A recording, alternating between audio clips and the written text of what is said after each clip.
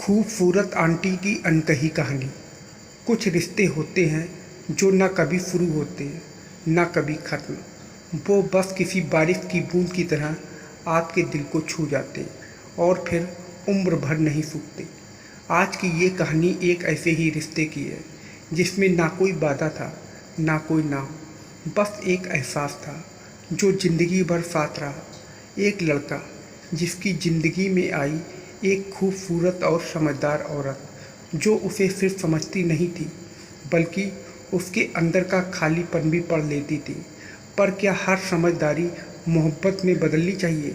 क्या उम्र रिश्तों के मायने को तय करती है? जानिए उस शाम क्या हुआ जब दिल की आवाज़ ने समाज से सवाल कर दिया। ये सिर्फ एक कहानी नहीं है, ये एक एहसास है जो शायद आपने भी कभी महसूस किया होगा। चलिए शुरू करते हैं खूबसूरत आंटी की अनकही कहानी। मैं उस वक्त 20 साल का था, कॉलेज में सेकंड ईयर का स्टूडेंट। पढ़ाई में ठीक ठाक था लेकिन ज़िंदगी में कुछ नया करने का मन करता रहता था। गर्मियाँ की छुट्टी चल रही थी और मैं पापा के साथ कुछ दिन के लिए नाना नानी के घर गया। एक छोटा सा कस्बा जहाँ लोग एक दूसरे को नाम से नहीं रिश्तों से जानते थे।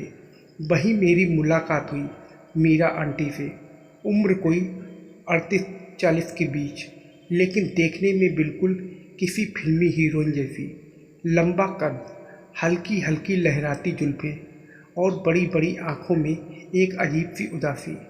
वो हमारे नाना जी के पड़ोस में थी, अकेली रहती थी। लोग कहते थे उनके पति विदेश में हैं, लेकिन कई साल से लौटे नहीं। मैंने उन्हें पहली बार देखा तो बस देखता ही रह गया। वो सफ़ेद सलवार कुर्ते में पानी भर रही थी और सूरज की रोशनी उनके चेहरे पर ऐसी लग रही थी जैसे कोई देवता उतर आया हो। कुछ दिनों बाद जब मेरी और मीरा आंटी की बातचीत हुई, वो बहुत ही हल्की और औपचारिक थी। बेटा, नाम क्या है तुम्हारा? आर्यन। अच्छा नाम है। कितने साल की हो? 20। हम तो बूढ़े हो गए अब, तुम्हारी उम्र में तो। अरे आंटी, आप तो अभी भी बहुत जवान लगती हैं, मैंने झिझकते हुए कहा। वो मुस्कुरा दी और मुस्कान में एक अजीब सी कशिश थी। धीरे धीरे हमारी बातें बढ़ने लगीं। मैं हर शाम उनकी बगल की बेंच पर बैठ जाता। वो चाय लाती और हम दोनों खूब बातें करते। उनके कॉलेज के दिन, मेरी पढ़ाई, उनके अकेलेपन की बातें और मेरी उलझनें। एक शाम आंटी ने मुझसे पूछा, तुम्हें नहीं लगता कि कुछ रिश्ते ज़रूरी नहीं होते, बस महसूस किए जाते हैं? मैंने कुछ नहीं कहा, उनके पास बैठा रहा और पहली बार उन्हें बिना बोले बस देखा।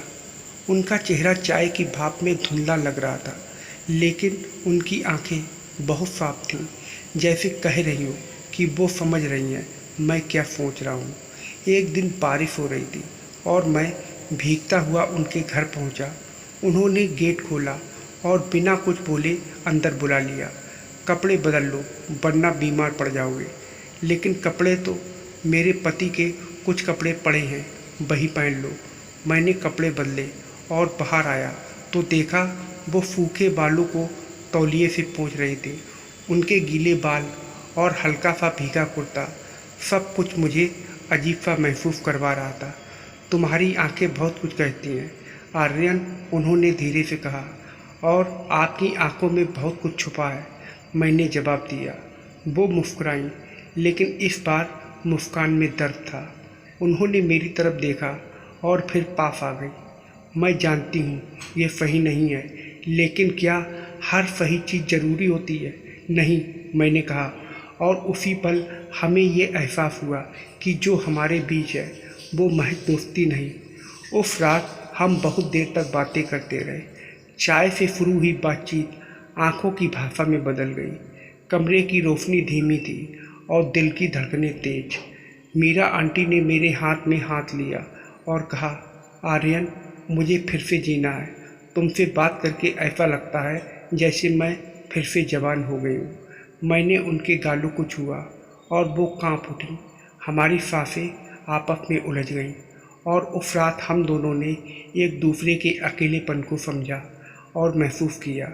सुबह जब आँख खुली तो उनके चेहरे पर शांति थी, लेकिन आंखों में डर। आर्यन, जो हुआ वो खूबसूरत था, लेकिन इसका कोई नाम नहीं। तुम अपनी उम्र जियो और मैं अपनी तन्हाई के साथ समझौता कर लूँगी।